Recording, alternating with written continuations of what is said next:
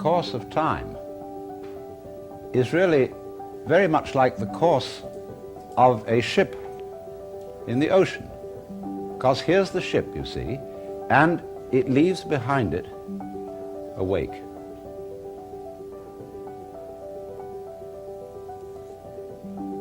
And the wake fades out, and that tells us where the ship has been, in just the same way as the past and our memory of the past tells us what we have done. But as we go back into the past, and we go back and back to prehistory, and we use all kinds of instruments and scientific methods for detecting what happened, we eventually reach a point where all record of the past fades away in just the same way as the wake of the ship. Now, the important thing to remember in this illustration is that the wake doesn't drive the ship any more than the tail wags the dog. So therefore, in this way, you experience, if you experience this, a curious liberation from what the Hindus and the Buddhists call karma.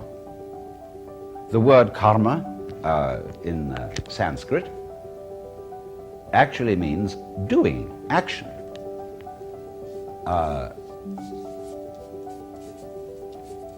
Karma comes from the root, kri, which simply means to do. And so when something happens to me, say I have an accident or an illness, and a Buddhist or a Hindu will say, well, it was your karma. In other words, the implication is you had done something wrong in the past, as a result of which you reap this unfortunate consequence in a later time. And that's not the real meaning of karma. Karma does not mean cause and effect. It simply means doing. That, in other words, you are doing what happens to you. And that, of course, depends upon how you define the word you. For example, we were talking about breathing. Am I doing it, or is it happening to me? You can look at it either way. I am growing my hair. Am I doing it, or is it happening to me? You can look at it either way. All right, I am being sick. I'm being destroyed in an accident.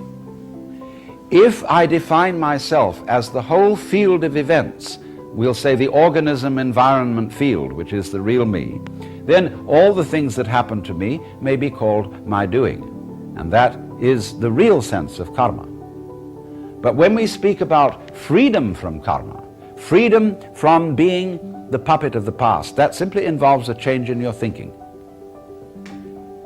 It involves, in other words, you're getting rid of the habit of thought whereby you define yourself as the result of what has gone before, and instead get into the more plausible and more reasonable habit of thought, in terms of which you don't define yourself in terms of what you've done before, but in terms of what you're doing now.